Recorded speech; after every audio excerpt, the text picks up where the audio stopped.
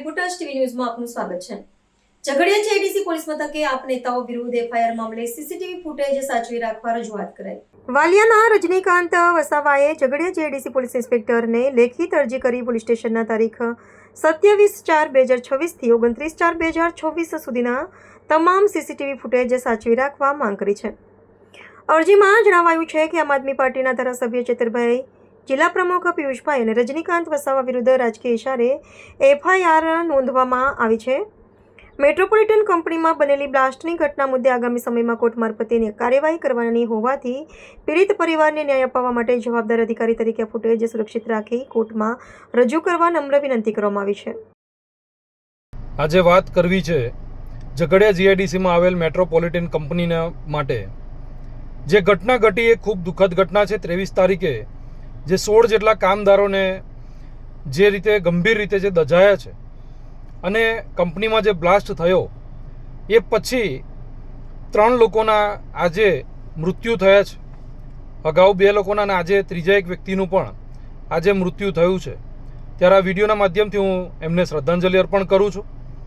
પરંતુ વાત એ છે કે કોઈ પરિવારની અંદર આટલી મોટી ઘટના ઘટે ને કંપનીના વિરુદ્ધની અંદર પોલીસ દ્વારા તાત્કાલિકના ધોરણે કોઈ એક્શન ન લેવાય, ઉપરથી પોલીસ જ્યારે કંપનીને બચાવવાનો પ્રયત્ન કરતી હોય એવું દેખાતું હોય, ત્યારે આ ભરૂચ જિલ્લા માટે એક ખૂબ ગંભીર બાબત છે। કંપનીઓમાં કામ કરતા લોકો, કામદારો પોતાનો જીવ જોખમમાં મૂકી અને કંપનીઓને પ્રોફિટ કરીને આપે છે, ત્યારે આવા પોલીસના વર્તનથી જે રીતે ધારાસભ્ય શ્રી ચૈતરભાઈ બધાની વચ્ચે બોલાવી અને વાત કરવા માંગતા હતા, પરંતુ પીઆઈ વાઘેલા શ્રી પણ અંદર કંપનીના કમ્પાઉન્ડની અંદર બેસી, કંપનીના પરિસરની અંદર બેસી અને જ્યારે વાતો કરી રહ્યા હોય, બહાર ના આવીને કોઈ જવાબ ના આપતા હોય એક ધારાસભ્યને, સ્વાભાવિક છે કે પરિવારનું જ્યારે કોઈ વ્યક્તિ ગયું હોય ને એને કોઈ વર્તન ના આપ્યું, 3 દિવસથી એની ડેડ બોડી જ્યારે કોલ્ડ સ્ટોરેજમાં પડી રહી હોય, ત્યારે એના ન્યાય માટે ત્યાં આગળ ધારાસભ્ય પહોંચે એ સ્વાભાવિક વાત છે। પરંતુ તેમ છતાં પણ પોલીસ દ્વારા 3 એફઆરઆઈ કરવામાં આવી છે। આ એફઆરઆઈઓથી અમે ડરવાવાળા નથી। આ એફઆરઆઈઓ કદાચ એવું સમજી લઈશું કે કોઈકના ન્યાય માટે અમે લડતા અમારી ઉપર એફઆરઆઈ થઈ છે। અમારી ઉપર કોઈ દારૂ જુગાડ કે લૂંટફાટના કે રેપના કેસોની એફઆરઆઈઓ નથી। આ અમારા માટે પણ ગર્વની વાત છે કે અમે કોઈના ન્યાય માટે જ્યારે લડીએ છીએ ત્યારે ભાજપ અને પોલીસે ભેગા મળી અને કાવતરા કરીને અમારા ઉપર એફઆરઆઈઓ કરવી પડે છે।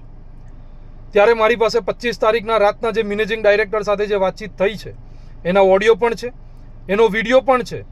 અને ત્યાં સ્પોટ ઉપર જ્યારે હું સુરત ખાતે જ્યારે હોસ્પિટલ ગયો, યુનિવર્સલ હોસ્પિટલમાં, ત્યાંની આ તમામ ઘટનાઓ પણ મારી પાસે છે। ત્યારે હું એટલી જ વિનંતી કરું છું કે પોલીસ જ્યારે આવું કામ કરે છે ત્યારે આજે ત્રીજું જે મૃત્યુ થયું છે ત્યારે કંપનીના વિરુદ્ધની અંદર માનવવધનો ગુનો દાખલ થવો જોઈએ। કંપનીના વિરુદ્ધની અંદર જે કંઈ પણ ચોક્કસપણે તપાસ કરવાની છે, એમાં કેટલા લાયસન્સ એ લોકો પાસે હતા, કેટલી પ્રોડક્ટો બનતી હતી, કઈ પ્રોડક્ટો બનતી હતી ને કઈ પ્રોડક્ટના એ લોકો પાસે લાયસન્સ હતા, આ બધી જ વસ્તુ ચેક કરવી જરૂરી છે। હું આ વિડીયોના માધ્યમથી કહેવા માગું છું, લેખિતની અંદર એક અમે લોકોએ અરજી પણ તૈયાર કરી છે। 22 તારીખથી લઈ અને 28 તારીખ સુધીના રાતના 9 વાગ્યા સુધીના કંપનીના તમામ સીસીટીવી ફૂટેજ ઝઘડિયા પોલીસ સાચવી રાખે, ભરૂચ જિલ્લા પોલીસ એને સાચવી રાખે એવી વિનંતી છે। ભરૂચ ઝઘડિયા જે જીઆઈડીસી પોલીસ સ્ટેશન આવેલું છે એ પોલીસ સ્ટેશનના જે 26-27 તારીખના સવારે 9 વાગ્યાથી લઈ અને રાત્રે 9 વાગ્યા સુધીના તમામ સીસીટીવી ફૂટેજ પણ સાચવી રાખવામાં આવે એવી પણ આ વિડીયોના માધ્યમથી અમારી વિનંતી છે અને એક અરજી પણ અમે ત્યાં આગળ મોકલીએ છીએ। ત્યારે આ સીસીટીવી સાચવી રાખવા પાછળનું કારણ એ ફક્ત અને ફક્ત અમારો બચાવ નથી, પરંતુ એ જાણવું છે કે દુનિયાને પણ ખબર પડે, ભરૂચના લોકોને પણ ખબર પડે કે કેટલાક રાજકીય નેતાઓનો હાથ આની અંદર છે કે કેટલાકનો નથી, ત્યાં આગળ પોલીસે શું ભૂમિકા ભજવી છે, આ બધી જ વસ્તુ ખબર પડે એટલા માટે આ સીસીટીવી સાચવી રાખવાની અમે લોકો અરજી આજે કરી રહ્યા છીએ।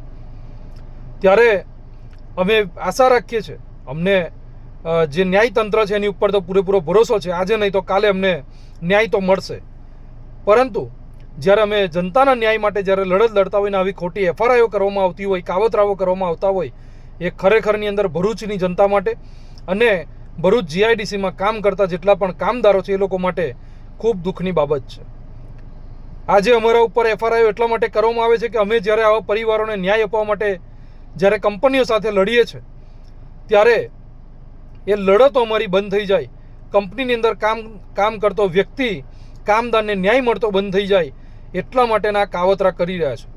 ત્યારે અમે આશા રાખીએ છીએ કે આગામી દિવસોની અંદર આની અંદર પોલીસ એકદમ નિષ્પક્ષ તપાસ કરી અને કંપનીના મેનેજિંગ ડાયરેક્ટર, કંપનીના જે કોઈ પણ યુનિટ હેડ હોય, આ તમામ લોકોના વિરુદ્ધની અંદર કાયદેસરના પગલાં ભરી માનવ વધનો ગુનો દાખલ કરવામાં આવે એવી અમારી ચોક્કસ માંગણી છે.